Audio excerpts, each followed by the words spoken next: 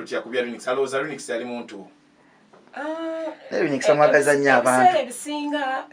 Manager, yali manager.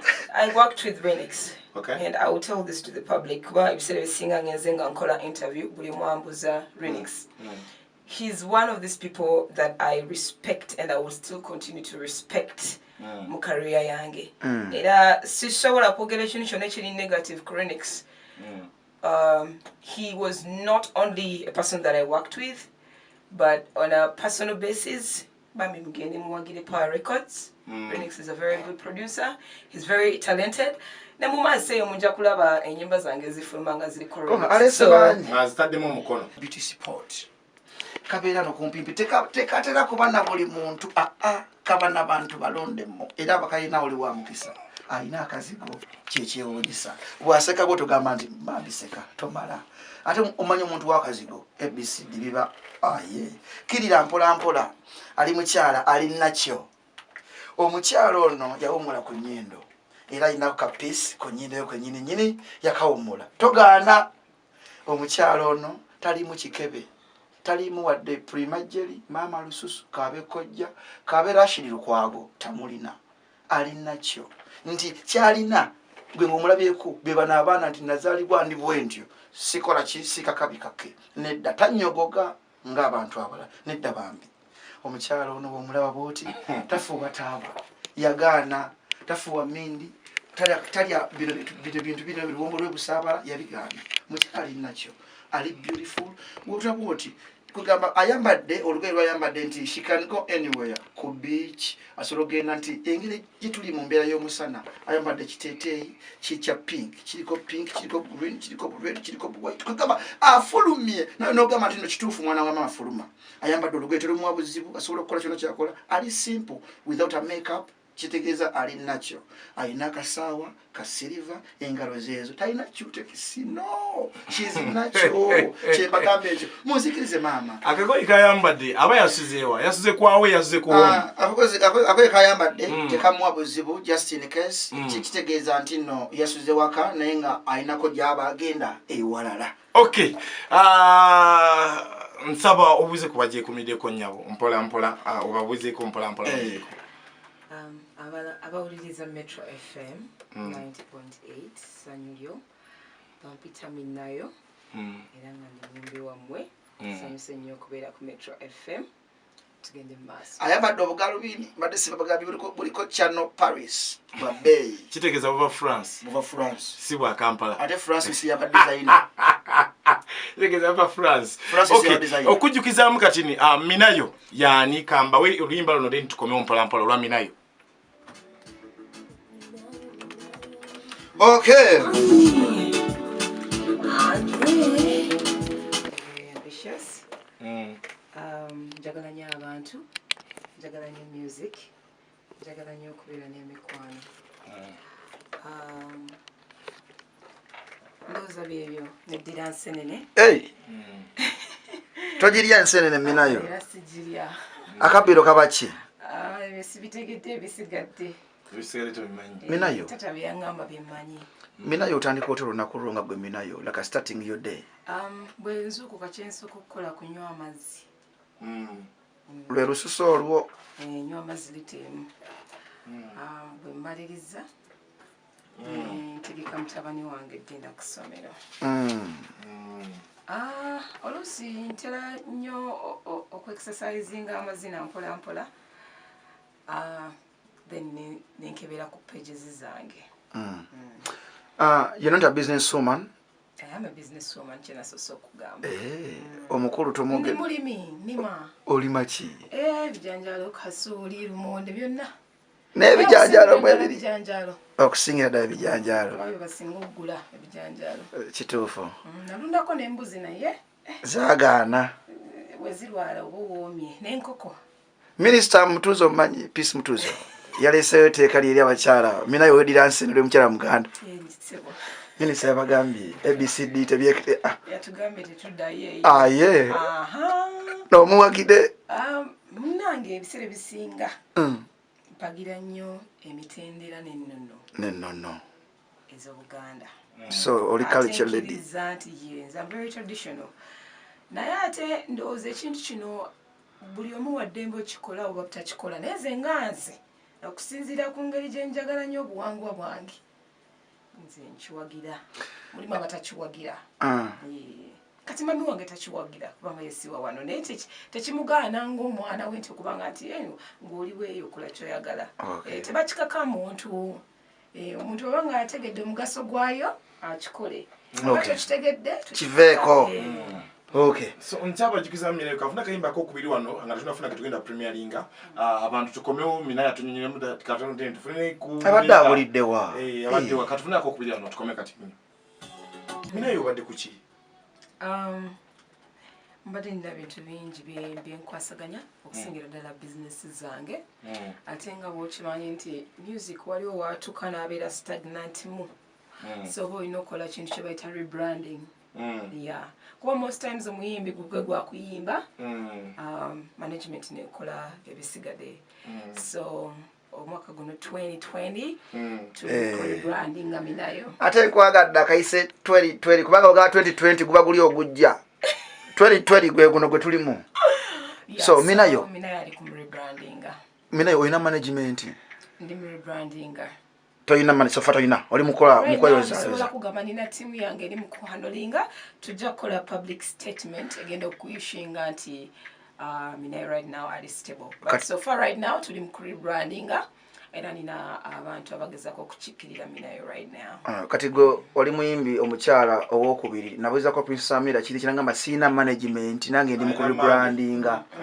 nina bakyali bange benkola nabo Monday yamwogerako so kati gwe bakyali bokola nabo ina tiimu y'abantu nga bameka abagezaako okulwanirira Minayo to come back so far nina abantu nga bataano abagezaako okuhandolinga Minayo right now era nga tetugana tiimu yaffe okugaziwa kubanga a big team makes a big statement. True. Minayo wayimirira n'akola statement nga teri team emuhandolinga statement ejja kutuukirira kivola bagambye nti ngenda kola public statement very soon nga team yange eri established. So Minayo briefly nze njagala okusooka otegeera sitaka kubanga nfuna tudukako mu Bulango Bulango ndi tukomye tufuna akayimba kakapya abantu bakaliactinga tubanga yetukuta Minayo obuliddewa where have you apart from rebranding what made you get quiet mu music ono atenga wali ozze in fact go on ku dancehall threats wetugamba ebisira byaba was it 90 I give you 90 degrees chenda as a nyimba I think na ina film nga nayo ddala Minayo wali ino kutuuza kuba sindi akazito Rinex ebisere byo nga yaliko ebisere byo mu Power Records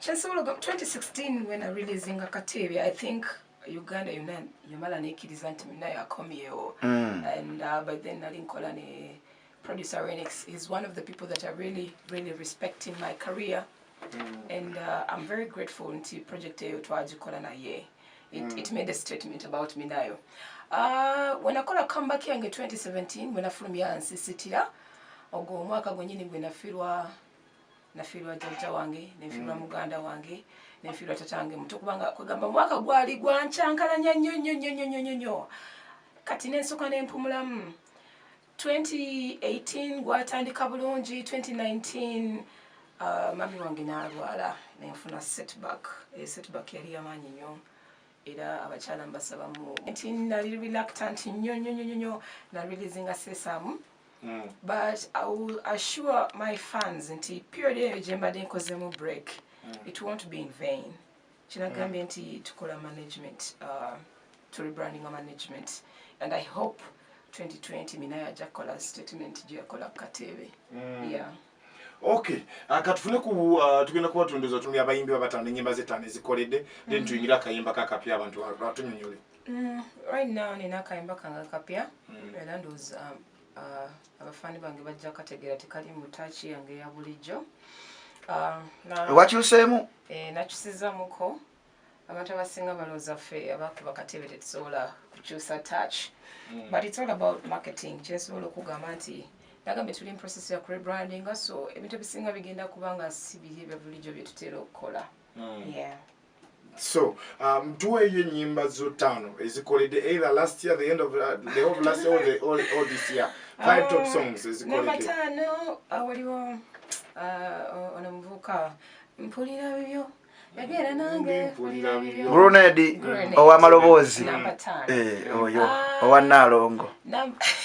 Obyongerangako alina amanya mangi. Sibimanyi naye namba 4 balita I think Mapozi nawe. Oli ku mwaka guwedde gonna. Uncle Vinka. Yes. Waliwo oluyimba olwa Chameleon balita namba 3 baliwa. Ye concert y'omwaka gye yalangiridde eyo. Number 2 waliwo Baby Cool. Wire. Baby Cool Wire. So those are the songs. Number 4, that's number 2. Number 1 I'll go with Boom Party. Cindy. Lunkoledenyo. Up to now, so far, So far, Lunkoledenyo. Boom Party. So njagala tutunulye, are they the same artists abakolede? No. Then how about the artists abakolede? Bogamba batana abakolede. I'll tell you, not nti oba nsosola mune. Cindy has always been. She's powerful. Ndisigala nchogera. She has a full package. Cindy Akuba. Winnie Nwaji is good. Nwaji is good. Yes. Spice Dana atufuze 2020 atufuze nyo. Roger owulira ndowooza people appreciating. She's a good artist. True. And abadde consistent kuba biseera bisinga oyinza okuba nga you're good but you're not consistent. So Spice Diana has been very, very consistent. True. Irene Talley, she is artistic. She's very, very, very good. Okay. Mubami kuba bonna bembadde nno ndaba badde bakyala. Mubami ono mwami erinnya lye sirimanyi naye yayimba oluyimba olwa gospel lugamba nungamya twalawo kumabali amagamaza amateefu. Mutegedde Sindika erinnya ly'omukulu oyo oba buli amumanyi. Omwami oyo weetegedde omukoledde nnyo. Brand Lubega. Yes. Wow. Omwami oyo ayimba ne wabanga nti olina obusungu okakanya. So those are my 5 artists. Okay. Katwetuka tusooke tufuna akayimba ka Minayo akapya. Tukomewo abantu mutubuulire kayingire kawo kayingira. Minayo akayimba ni akawandiika kaneeno. Bamwita Dr. Brain. Producer yalikoze bamwita Atini Pro. Nga balukoledde Explanation yani. Atin. Nze manyiye nga producer kuba yajja ku Fender Republic my studio. Okay. So it's a Fender Republic production but yakitulamu mu ngoma buli kimu is Atini and it was mastered by Aniel or Galaxy. It's called Aniel. Nze mwita Aniel. Okay. Katulemu kayimba akapya ka Minayo tukomewo abantu mutubuulire kiki kajje tekajja muwulire mutukomewo. Ffe mu kyokola ky'amaanyi kanneebaza omukulu Dr. Brain bemu ko bawandiisa abavubuka bennekakasa abasobola okukola change mu music wa Uganda. Okay, ku noti 5499808 namba y'essimu ne noti 39295 39993 namba y'essimu ku mugendo kuba nga muyita mutubuuzeeko mutunyonyole dakiika nga 5 nja kufuna kuyona simu baabo omukyalo no kajje tekajja kayimba Nyinimu. Hello. Tuli bulungi agamba atya nyabo. Neyagala baby oli otya? Wabala okunjagala ate engeri gy'ompanyeemu mpulira nga n'omutima gusanyuse nnyo.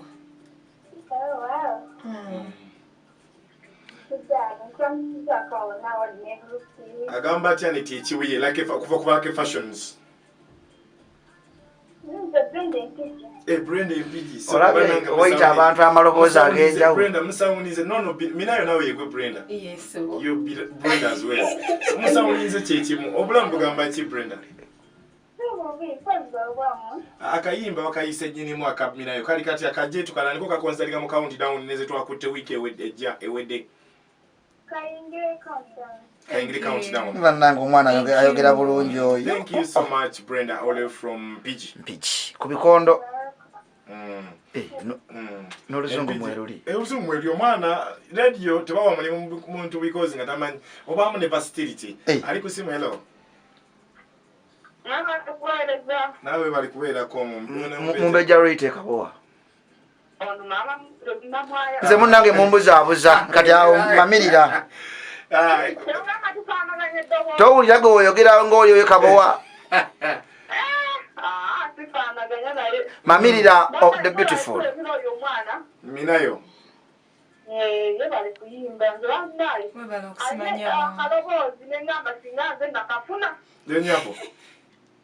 Thank you, Babi. We bali okusima. Akiriza agamba we bali kuleta otherwise tufunye her submission nika tufune wano. Hello ali kusimu. Lakabi. We bali kubeera ko tata ani ono. Ogamba mutya bana ba mama. Eyo agamba chamendera. Mandera wenge namungona ku Center Road. Yesebo. Mana muwala Minayo ali talented nnyo naye abulabula nnyo lwakubanga bwatugambye nti tolinze. Ali talented era ayimba bulungi kuba okubira ddala ku nnyimba ze ziri olaba nti zibadde zikola bulungi. Kusima Mandera. Okubeera ng'ekintu akitambuza. Much love. Thank you. So akayimba oluyimba luyingire agwogambye. Thank you. Kabadde ku namba 10 Lydia Place omukulu munyonyi namba 10 only you. Mwana wa Kabinyo only you Lydia Place. wakyuse kati wavuddeyo wasabula boss Ona wendi mwana wa mama ona wendi. Minayo ngenda mukuwa nno. Minayo ogenda mufuna we ng'oyisaamu amaloboozi g'abantu bakomerera nti Minayo awo. Mwana wa mama. Mandere na mungonda. Boxenda mwotwali. Rubya. Abo babiri bagamba kayingira oli yakutuse bukutuzi mama. Mama Moze bunamwala kutuse bukutuzi. Twategedde submission yo. Ali kusema hello. Hello. Ono mwana alina amaloboozi. Kale Annette. Chibuye. Kulake Fashions.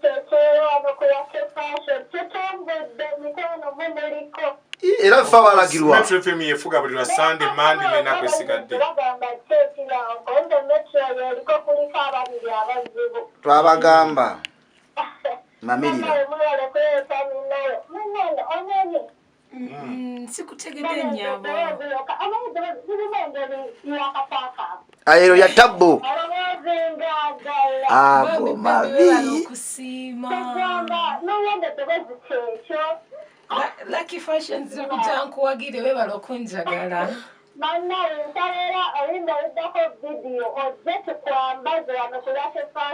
Ngenda kujja. Bewanyambaza nange ngabonda bwano. Kasongekera. Yanyumye. Nze mwagana temwina ngo ezintuuka. Akayimba kali katya.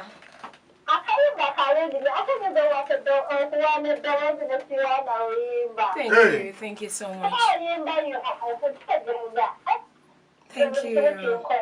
Thank you, baby. Thank you. So oyo manyikidwanga Annette Ekibuye wakuyo musimu abamasimu abolulango abasatu bagamba ye kayimba kayingire tato badde ogamba otya Yesebo nero isemu muzeyi nawe bali kubeera ko taata gwe tulina taata Yesebo. Tata Moze Kabowa. Tata Moze wali okwagira Minayo.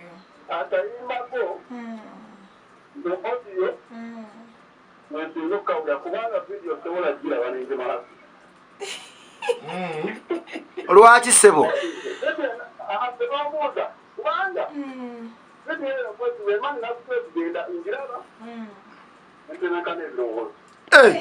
Minayo akusamba birowoozo. Mukama Katonda.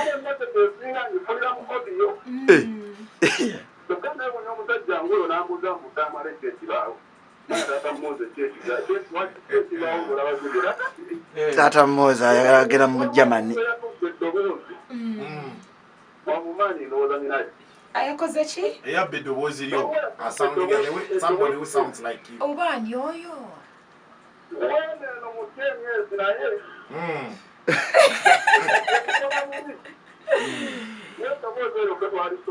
Mukwano.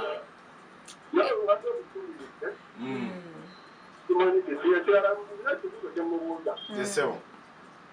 mufumbo oba si mufumbo baba mufumbo ani mwami ebisere bisinga music ona atamba obufumbo okona omukazi agenze wasinga maaga ba music baba nobyandina balansi ngadi ekyo kale agenda kudamba kayimba kajje tekajja akayimba kakule ategereza okumbuuza ku Minayo naawe olaba alaba video akayimba kayingire countdown nabbe chupa sebo tosussaawo akayimba abantu sofa bagamba kajje countdown noti 5-4-9-9-08 namba y'essimu kwe tubatuyita aliko simela mulodi yesebo ebale kusabola kintu nawe bali kubeera kanyuma mu Sudani nkulamuseza Minayo wanji sebo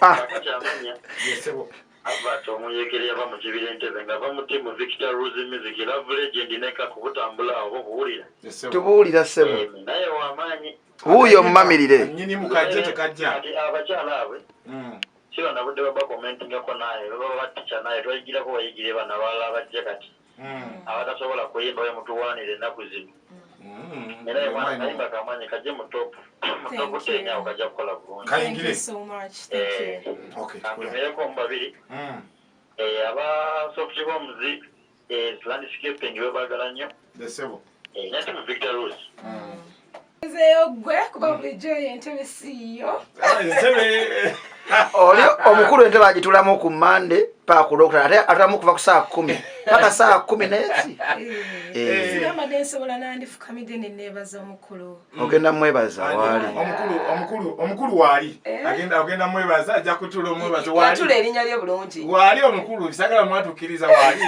akulaba ne wooli kati tolowooza takulaba waali omwami oyo anyamba ennyo emyaka gyonna ayimiridde nange y'omuntu omu gwe sisobola gamba nti just abadde wa radio no yeah he has been just ogamba nti ku katebe he's one of the people who pushed me so much nga n'okufukamira nga sifukamidde njagala kwebaza ttiimu yange gye nnina sawa zino njagala kwebaza okusukira ddala Kim Famous wa social media oyo oli gwala ku kibaati oli muvuuka omwere omutini amayirungi nasobola business eno omukyalo n'omukyala mukakamu no sibiyumba because on her comeback yetaga abantu ali focused agenda otambuza endongo yetaga abantu batali kwesudia kati olaba bishu mumuwa omukisa eyambe ekiteeteeyi kati olwo agayo buga byagaya kati twetole Minayo akomesi abantu katwetole Twitter eri Minayo official Instagram yange eri Minayo 256 yeah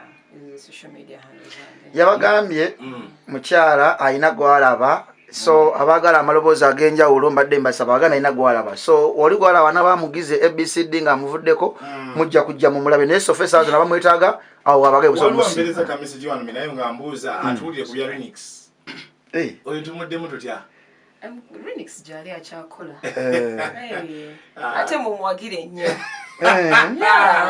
owaye Juko John angambye Minayo mugambe greetings from Rinex Touch Films Juko John manager wa Admirals ne Valentino Kao mutumide nnyo ali video director Rinex Touch yes okay currently Minayo akayimba kiko wadde nambemu mu Uganda akasinga okunyumira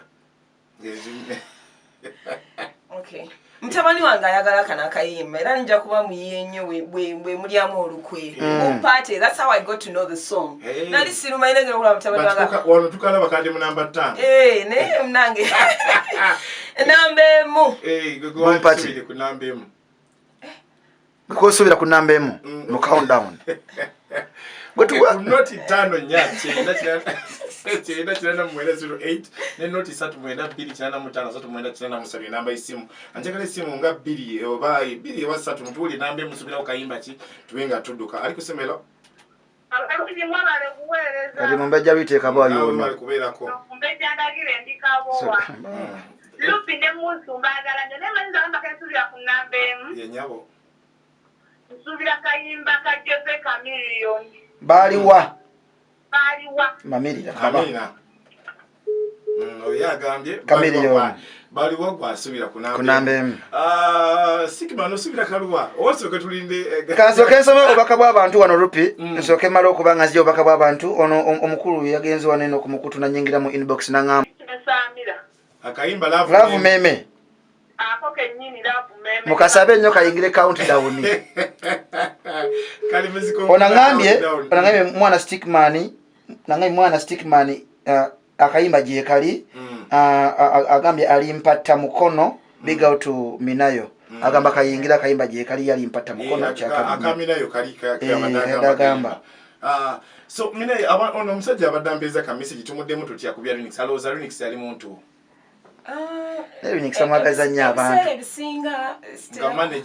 manager I worked with Rinex. Okay. And I will tell this to the public. Kuba ebisere bisinga ngenzenga nkola interview buli mwambuza Rinex.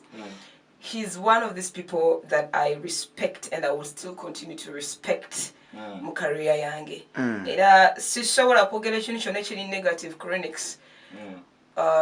He was not only a person that I worked with, but on a personal basis, Bami Mugeni Mwagiri Power Records. Rinex is a very good producer.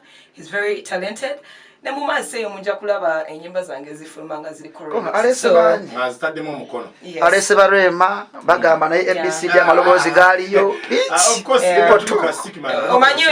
you give credit where it's due. So for me, ntera nnyo kigamba management yange nti when bankubye hit yenkanatya title of my album will always be Katebe because I know those were the most special moments in my career. Nti lwemba lwensinza okuyimira ku stage n'engamba Katonda webale. Yeah.